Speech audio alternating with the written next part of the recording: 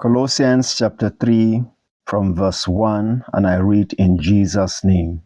If ye then be risen with Christ, seek those things which are above, where Christ sitteth on the right hand of God. Set your affections on things above, not on things on the earth. For ye are dead, and your life is hid with Christ in God.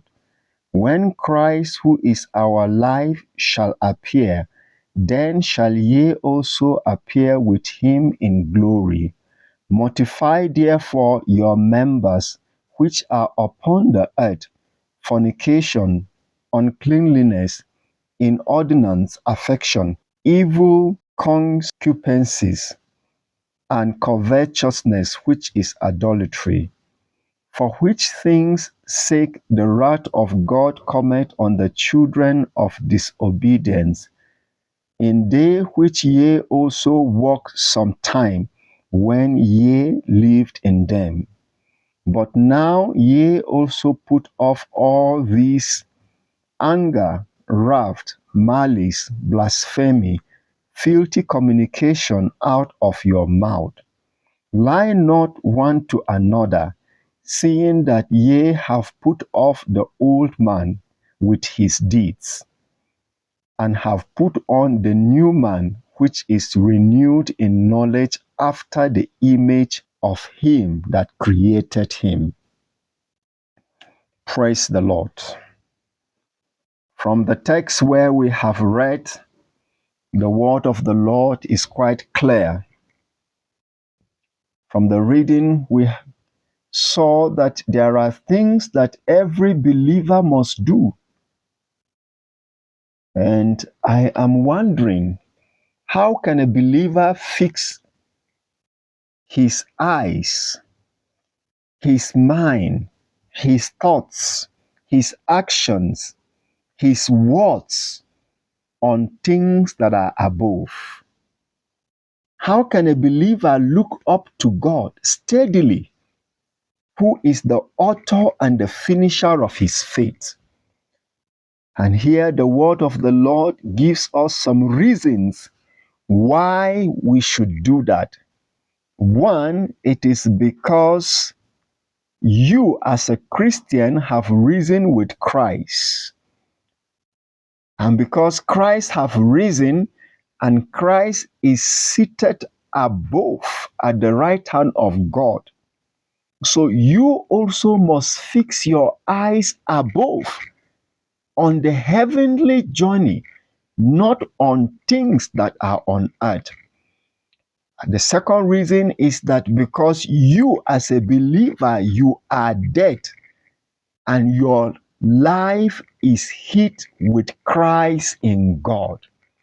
So you see, when a man is dead, he no longer have feelings. Even if you kick him, he does not feel it. If you insult him, he does not feel it. If you sit on him, he does not feel it. Whatever you do to a dead body, you are wasting your time. So one of the reasons the scriptures is given for the believer to be able to fix his affection on things above is that he must realize that he is dead. He no longer lives to fulfill the passions and the desires of the flesh, the old man. Why? Because he has a new life that is hidden in Christ Jesus. And another reason why the believer should fix his mind, his eyes, his thoughts, his actions, all that he has on things that are above is that one day Jesus Christ, who is our life, shall appear and we shall see him in his glory. So when he appears in his glory, when the believers behold him in his glory, it means that the believer are rapturable. It means that the believer are resting with him. And so the believer, a Christian, must make sure that his affections are fixed on things that are above.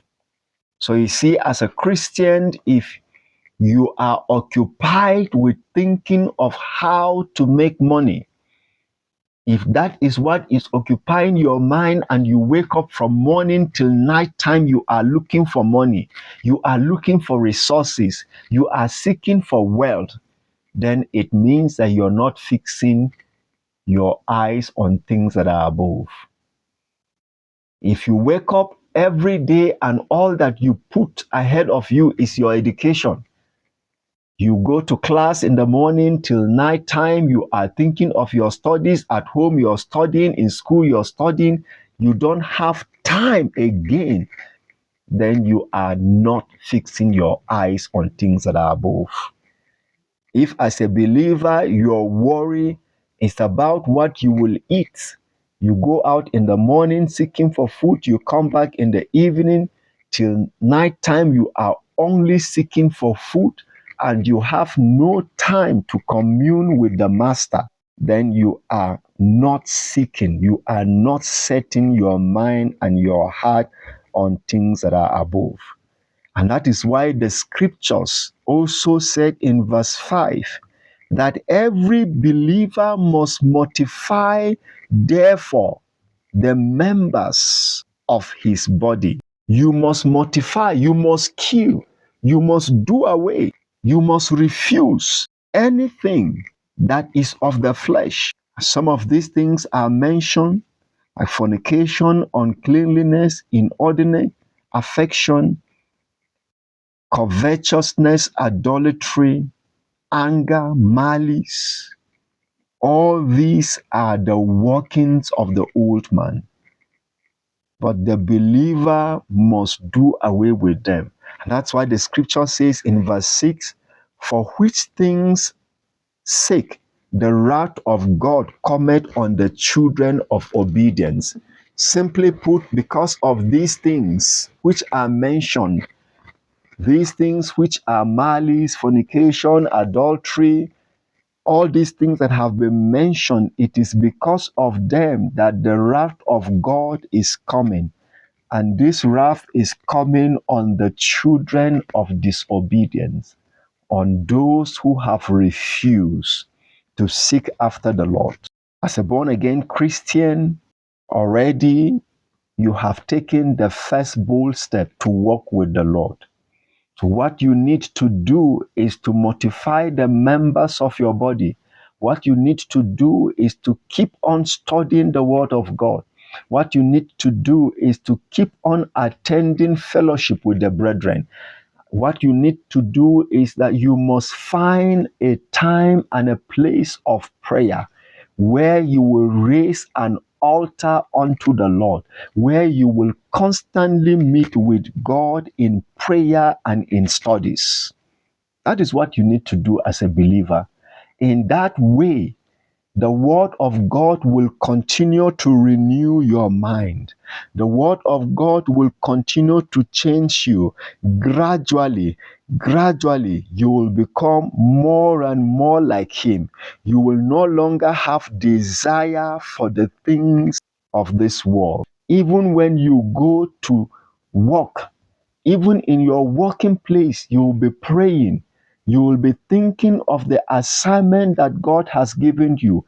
Your working place will become your ministry. If you are a businesswoman, if you sell things in the market will become your place of evangelism, because you are using the opportunity, the business that God has given to you to win souls for Christ. It means that you will not be among those that are found cheating. You will not be among those that are found gossiping. No. Why? Because you are fixing your mind on things that are above. Because you know that you yourself, you are dead.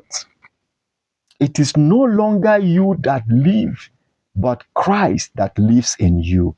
For Christ have paid the price. And when the Bible says that believers must mortify the members of their body, And when those things were mentioned which the believer must do away, the scriptures did not leave us like that hanging. So that if the Bible says that, oh yeah, do not do these things, what else does the Bible expect you to do?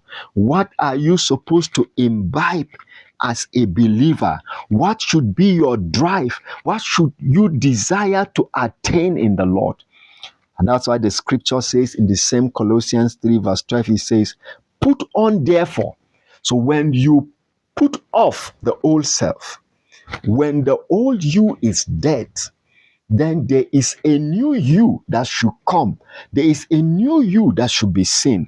And that is what the Bible is saying. Put on therefore as the elect of God, holy and beloved, bowels of mercies, kindness, humbleness of mind, meekness, long suffering, forbearing one another, and forgiving one another. If any man have a quarrel against any, even as Christ forgave, you also do ye. And above all these things, put on charity, which is love, which is the bone of perfectness. So put on love, which is the bone of perfectness. Now, these are the things that the believer is expected to put on. So when you put off the old self, you are expected to put on this new self. And this new self that you're expected to put on should be a mirror of your life, should be the standard that you are setting, should be what should gauge your life to see if you are walking according to the precepts of God. So every day, what you need to do is to ask yourself, am I putting on the new self or I am not? And you need to check through the list of the new self that you ought to have put on. If you are not, then you need to go back to the drawing board. You need to pray more to God and say, Father, help me because I cannot do this on my own. The good news is that we have the person of the Holy Spirit with us. He is our teacher.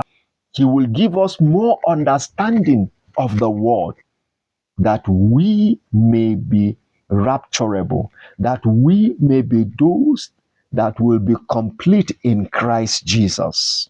Hallelujah. So as God's children, we need to have a rethink. We need to begin to think of our actions and our doings. We need to begin to see things in a new perspective as the Bible desire of us. Salvation is a personal race. Every individual will give an account of his life. But the Bible have made it clear that you who have been risen with Christ Jesus, seek those things which are above. For while we were yet sinners, the Bible says, Christ came and died for us. So we must do likewise. We must show love. We must show kindness. We must show mercy. If indeed we have mortified the members of our body, if indeed we are dead to sin and alive in Christ Jesus. The challenge is that you need to watch your life against the mirror, which is the Word of God, against the roadmap that God has given to us as we journey through this life for eternity, the Word of God. Even what I am saying, you need to go back to the scriptures to see if what I am saying is in tandem with the Word of God. Do not take anything that anybody says. Go back and check through scriptures and see if what he is saying is in line with the Word of God. That way you will grow spiritually. That way you will help yourself as a child of God. May the Lord bless you. May the Lord keep you. May the Lord sustain you. May he be gracious unto you in the name of Jesus. That sickness that is worrying you, it is healed now in Jesus' name. That chain that you are bound with, it is broken now in Jesus' name. As you believe it, So it shall it be in Jesus' name. Amen.